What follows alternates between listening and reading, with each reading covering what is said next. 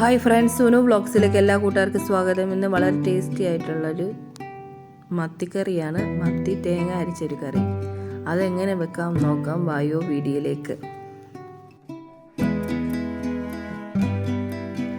അതിനായിട്ട് നാടൻ മത്തി, ഇടത്തരം ചെറിയ മത്തിയാണ് കിട്ടിയത്.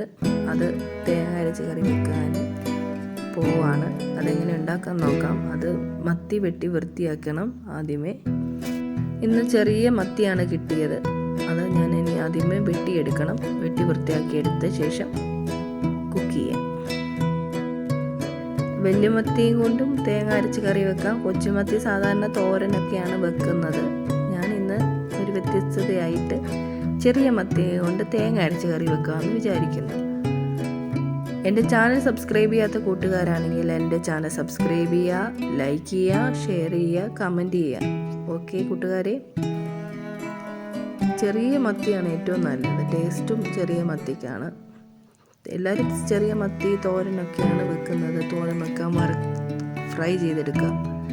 ഇന്ന് ഞാനൊരു കറിയാക്കുവാണ്. തോരൻ വെച്ചാൽ ഇവിടെ അത്ര പ്രിയമല്ല, അതുകൊണ്ട് ഞാൻ വിചാരിച്ചത് കറി വെക്കാം.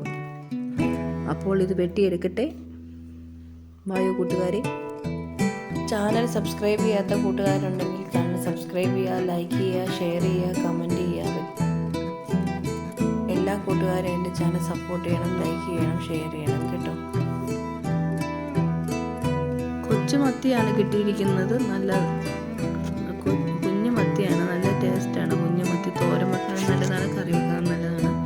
ഇത് വെട്ടി വൃത്തിയാക്കി എടുക്കാം. വൃത്തിയാക്കി എടുത്തിട്ടുണ്ട്. അതിനുശേഷം നമുക്ക് ഇതിനുള്ള അരപ്പ് തയ്യാറാക്കണം. അരമുറി തേങ്ങ തിരുമ്മി വെച്ചിട്ടുണ്ട്. മുളക് പൊടി കുറച്ച് ചേർക്കുന്നുണ്ട്. പച്ചമുളക് ഇടാം, മുളക് പൊടിയും ചേർക്കാം. കുറച്ച് മുളക് പൊടിയും ഞാൻ പച്ചമുളകും ചേർക്കുന്നുണ്ട്. അങ്ങനെ അതിനാവശ്യമായിട്ടുള്ള തേങ്ങ തിരുമ്മി വെച്ചിട്ടുണ്ട്. അതിലേക്ക് മുളക് പൊടി, മഞ്ഞൾപ്പൊടി, 2-3 അല്ലി വെളുത്തുള്ളി ഇട്ടിട്ടുണ്ട്. ഇതൊന്ന് അരച്ചെടുക്കണം. അരപ്പ് തയ്യാറാക്കണം. അവരവരുടെ എരിവിന് അനുസരിച്ച് എരിവ് ചേർക്കാം. പിന്നെ ഒരു 2-3 പച്ചമുളക് എടുത്തിട്ടുണ്ട്. ഇഞ്ചി ചെറുതായിട്ട് അരിഞ്ഞ് വെച്ചിട്ടുണ്ട്. എടുത്ത് വെച്ച തേങ്ങ മിക്സിയുടെ ജാറിലിട്ട് കൊടുത്ത ശേഷം അതൊന്ന് അരച്ചെടുക്കാം. അരച്ചെടുത്ത അരപ്പ് വെട്ടി വെച്ചിരിക്കുന്ന മീനിലേക്ക് ഒഴിച്ചു കൊടുക്കാം. ആവശ്യമായിട്ടുള്ള ഗ്രേവിക്ക് ആവശ്യമായിട്ടുള്ള വെള്ളം കൂടെ ചേർത്ത് ഒഴിച്ചു കൊടുക്കണം. ഒഴിച്ച് കൊടുത്ത് ഇളക്കി വെക്കാം. അതിലേക്ക് അരിഞ്ഞു വെച്ചിരിക്കുന്ന ഇഞ്ചി, പച്ചമുളക്, കുടംപുളി എടുത്ത് വെച്ചിട്ടുണ്ട്. അതോട് ചേർത്ത് ഉപ്പും ചേർത്ത് വേവിക്കാൻ വെക്കാം.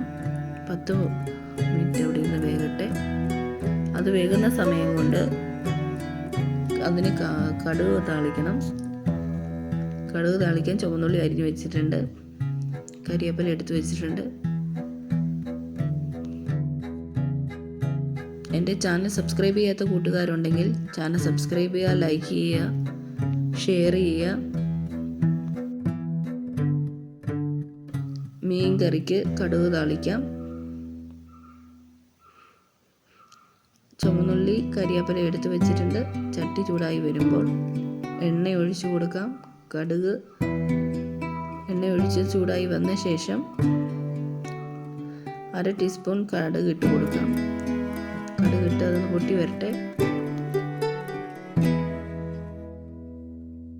കടുക് പൊട്ടി വരുന്ന സമയത്ത് അരിഞ്ഞു വെച്ചിരിക്കുന്ന ചുവന്നുള്ളി ഇട്ട് കൊടുക്കാം.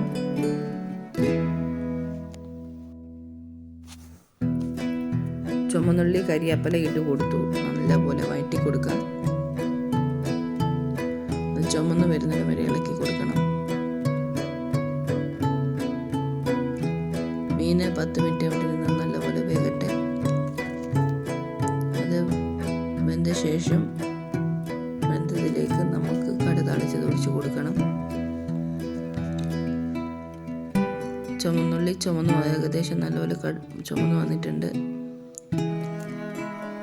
കടുക് താളിച്ചത് അതിലേക്ക് ഒഴിച്ച് മീൻ കറിയിലേക്ക് ഒഴിച്ചു കൊടുത്തു. ലാസ്റ്റ് 2-3 തണ്ട് കരിവേപ്പില ഇട്ട് കൊടുത്ത് അടച്ച് വെച്ച് 2 മിനിറ്റ് കൂടെ കഴിഞ്ഞ് അടിപൊളി ടേസ്റ്റിലുള്ള മീൻ കറി റെഡി ആയിട്ടുണ്ട്. ചോറിൻ്റെ കൂടെ ഒക്കെ കഴിക്കാൻ ബെസ്റ്റ് ഒരു കറിയാണ്. നിങ്ങളും ഒന്ന് ട്രൈ ചെയ്ത് നോക്കൂ. വ്യത്യസ്തമായിട്ടുള്ള വീഡിയോ ആയിട്ട് വീണ്ടും വരുന്നതായിരിക്കും. അതുവരേക്കും ബൈ.